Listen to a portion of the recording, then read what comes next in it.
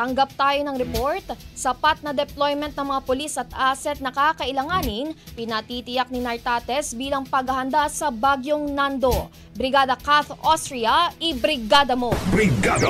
Live report! Inatasan na ni Acting Chief PNP Lieutenant General Jose Melencio Nartates Jr. ang mga local police na tiyaking may sapat na bilang ng mga pulis na ide-deploy maging ang mga assets na kakailanganin bilang paghahanda sa epekto ng Bagyong Nando, partikular na sa bahagi ng Northern Luzon.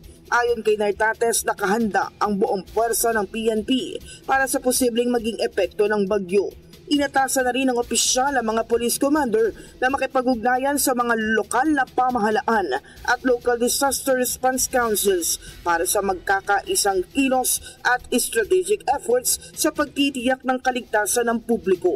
Kabilang dito ang presensya ng mga pulis sakaling magkaroon ng mandatory evacuation sa mga residenteng nakatira sa coastal communities at mga bahain at landslide prone areas.